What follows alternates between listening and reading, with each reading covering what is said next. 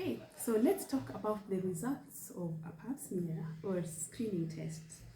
There are some of us who will do a pap smear test and they will never go back for their results. Yeah, and you wonder why you did it in the first place. Sometimes I see patients and you ask someone, have you ever done a pap smear? They say, yes, I've done a pap smear.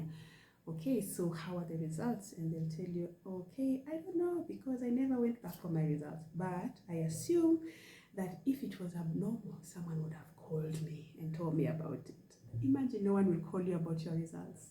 You made time, you went for it, you paid for it. So why not go for the results? There is no one who is going to follow up your results. And sometimes there is an abnormal result and because you've never gone for it, no one has really paid attention to it, and therefore things are just worsening. You're assuming all is well and they're not well. So go back for your results. If you've done a pap smear, you've never gone for your results, please follow up and see how are the results. Was it okay? Was it not okay? So that you can do something. Then it beats the purpose of you doing the pap smear in the first place, right? Yeah. So let's talk about the results. So when you do a pap smear, I have tried to do an illustration here, and I hope that it makes sense or that it is feasible. Okay. So pap smear, right? When you do a pap smear, the results can either be normal or it can be abnormal, okay? And abnormal results can be a huge range of abnormal changes, which can range from what we call low grade to all the way to high grade, or sometimes it's cervical cancer. So we have cervical cancer on one end, we have normal cervix on the other end, and we have a huge range of abnormal cellular changes on the cervix in the middle. So before someone gets cervical cancer, sometimes they go through all these changes from low grade all the way to high grade before it becomes cervical cancer. And therefore, pap smear aims for us to pick them when they are probably at these early stages, or even if it's cervical cancer, it's still very, very early, okay?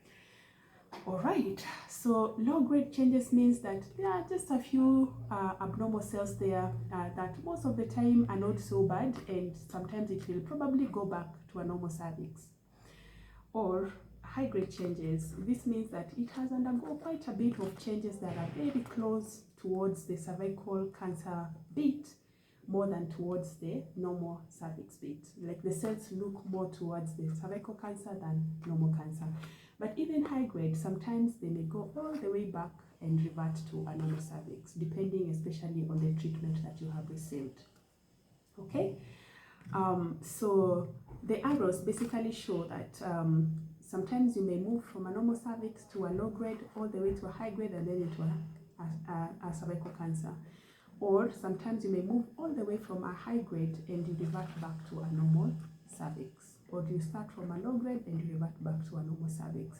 Of course, the closer it is to a normal cervix, the higher the chances that it will go back to normal cervix shape compared to if it's found on this other side.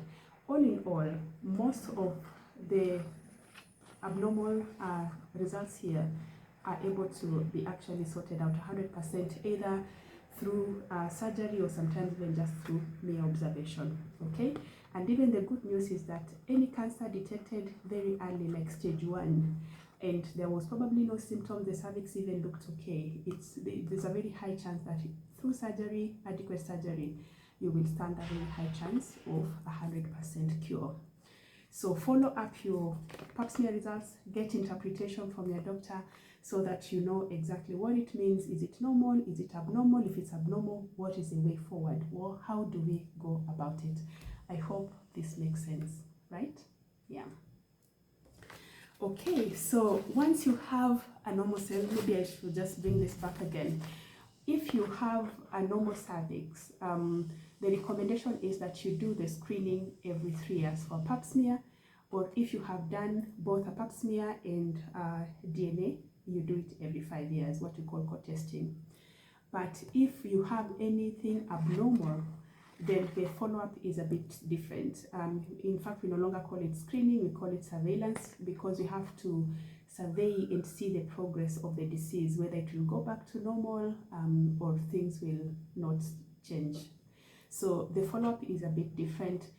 Sometimes you may need treatment, sometimes you may need to do a pap smear sooner, like after maybe 6 months, and something like that. So again, it depends on what abnormal cell has been found and the best treatment when you have such. Okay.